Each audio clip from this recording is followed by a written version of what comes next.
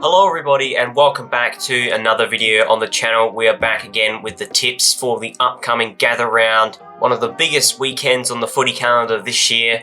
Let's first go over my round 4 tips. I got 6 out of 8, which was apparently a pretty average score because I was in the bottom 46% despite only getting 2 games wrong. Those 2 games I did get wrong. One of them I felt a little bit hard done by. The Crows, again, were robbed at the end of a chance at winning the game. Isaac Rankin could have been paid a mark or a free kick, neither in the end, and that would have given them a chance to at least draw the game. Yeah, just unfortunate. It's happened time and time again over the last few years. Got to feel for Crows fans. And the other game I got wrong, Port Adelaide. I thought they'd bounce back. They did not. St Kilda, they look like a classy team this year, potentially. They are finals bound. But yeah, only the 2 games I got wrong. I'm fairly happy with that. On to Gather Round.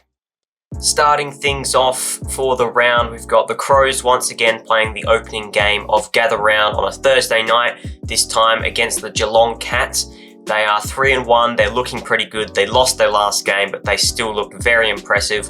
That key forward trio of Taylor Walker, Darcy Fogarty and Riley Thilthorpe is looking awesome, and yeah, they could easily be 4-0. The Cats, they bounced back against Melbourne. It's just Melbourne. They look pretty ordinary at this stage, but it was definitely a needed win after they had lost their previous 2 before that. I still think Geelong are going to be a very good team this year, and this should be a fascinating matchup. I think that I would like to say that Geelong have had the wood over Adelaide over the past few years. I can't think of too many occasions where the Crows have beat Geelong, but the Crows, they look up and about, finals bound, and at home in front of a probably 50,000 plus crowd, you would think. I think they get the job done.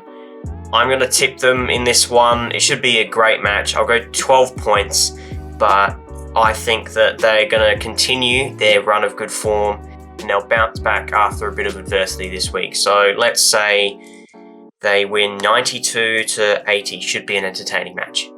Collingwood versus the Swans. This should be a great matchup as well on the Friday night. Both teams looking alright at the moment. After starting the season 0-2, the Swans, we've bounced back, won our last 2 games. Our win against North Melbourne was very convincing, and despite some injury concerns that we have, we are pushing on and we're putting in a good effort each week. I don't think we've really played a poor game yet. Honestly, I think our poorest game was probably our win over Fremantle. Like our first 2 games against Hawthorn and Brisbane. At the end of the day, they're 2 very good opponents. I think they're going to be up the top ends of the ladder, and I don't think those losses were too disheartening. But with the injuries we do have, Tom Papley's out for another 6 to 8 weeks. We've got Logan McDonald out. There's Errol Goulden in the midfield, Robbie Fox. There's going to be a cliff, I think, at some stage that we fall off. I remember in 2023, after we had that horrible 2022 grand final loss, we started the season all right. I think we were maybe like 3-2. I know we won the Gather Round matchup with a lot of injuries. So we're actually in a pretty similar position to what we were 2 years ago. And eventually we fell off a cliff. We nosedived down the ladder before we got all our players back and we made a late season surge into finals. But I'm a little bit worried that our season could trend similarly to how it did 2 years ago.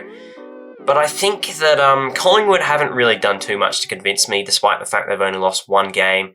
The Port Adelaide game, yeah, they beat them by 90 points. They don't look any good at all. And they do have a few injury concerns of their own, like the goalie's going to be out this match. Lockie Schultz, who was best on ground against Carlton, is out. And they're in a little bit of strife themselves on the injury front. So I think this is a relatively even matchup, and I'm going to back in my boys to win. I think despite the fact that Collingwood are higher on the ladder, I probably would have been more impressed with the way we've played so far. So yeah, I'm going to tip us to win this one. It'll be a great matchup. I'm going to tip this to be a thriller. The Swans by 4 points. Let's get it done. Well, we were all fooled into thinking North Melbourne were on the rise this year after that big win against Melbourne. but now I'm not so sure. Like, their 3 other losses around that, the first couple weren't too bad, but yeah, the way they played against us, pretty dire. They've conceded more than 110 points in those 3 losses. The only game that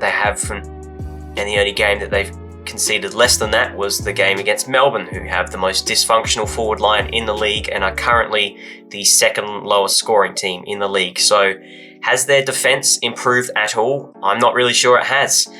Coming up against the Suns, who have a formidable forward line, a formidable midfield, they are an exciting team to watch this year, and I think they're going to cut them to pieces. The last couple of gather rounds, North Melbourne have been destroyed by the other Queensland team in Brisbane Lions, and I think it's the Suns' turn this time to absolutely maul them to pieces. I don't see North Melbourne getting close to the Suns in this one. I reckon it'll be, let's go 72 points. Yeah, I think they're going to destroy them.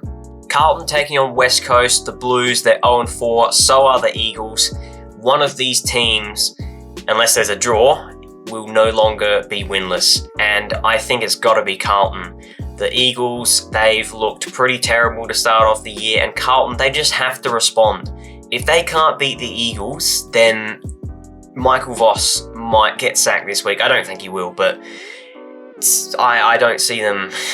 I just can't see them losing this one. They have to respond. I think they'll respond in a big way. I reckon it's going to be quite a big margin, because they'll be out to prove to their supporters and the media and the whole AFL world that they aren't a joke of a club, and I think that they will really take full toll on the Eagles, who they blooded a few debutants last week and they looked pretty good, apart from maybe Sandy Brock, who had 9 goals kicked on him, but that was just unfortunate. The matchup, the position he was playing on, who he was playing on, just an unfortunate way to start his time in the AFL. But yeah, I think Carlton just have to respond, don't they? Bulldogs taking on the Brisbane Lions now. I think that the Dogs, while they have showed a good fight in these first few rounds, I think that they will meet their match in this game against the Lions. I think the Lions are comfortably the better team on paper, and they're undefeated, and they're undefeated for a reason. I reckon they'll stay undefeated. The Dogs, still with a few injuries, they'll put up a good fight again, but I just don't see them outclassing the Lions. Melbourne taking on Essendon now. This was a gather round matchup 2 years ago in the first edition of the gather round. So interesting that these two teams are playing once again at Adelaide Oval. Melbourne 0-4 and Essendon, apart from that one win against Port Adelaide, aren't travelling too crash hot themselves. I think that they were pretty poor even in that win against Port Adelaide. You know, it was really a battle of who could be worse in that game. It was just, the skill level was terrible all night.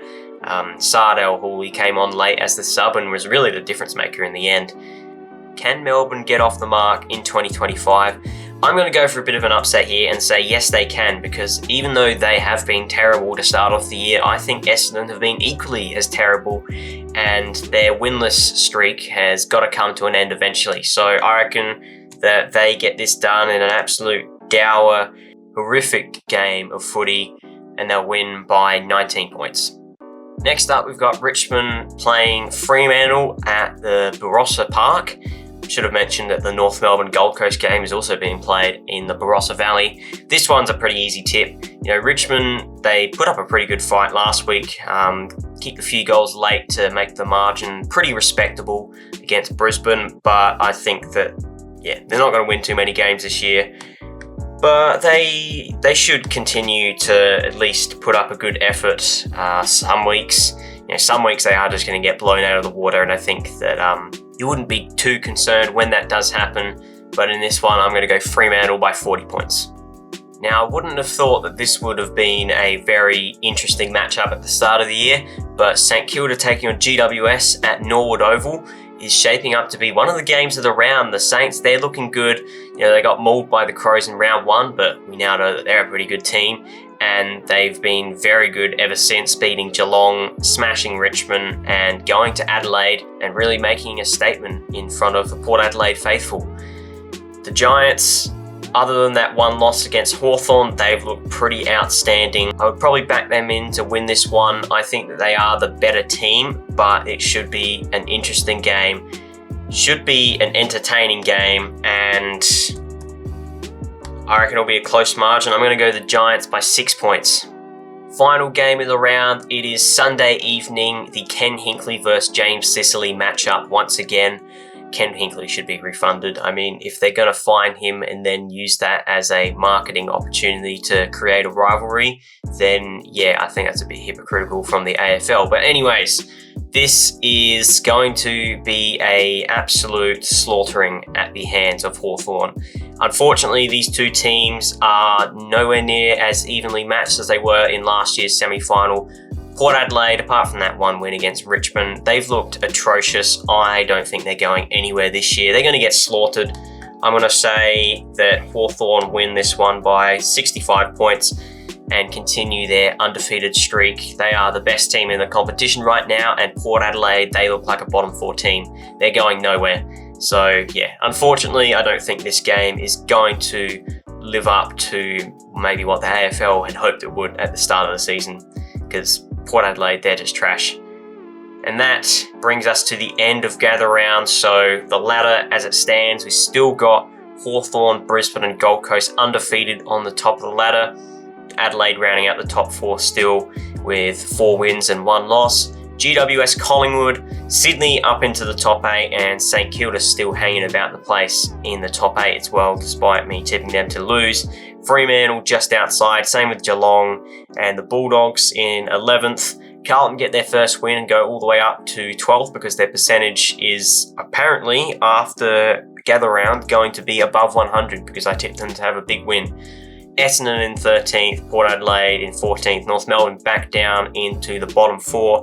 Melbourne with their first win, leapfrog Richmond, and West Coast, they are still winless, and after this round I'm tipping them to be the only team winless still. So let me know what you think about my tips.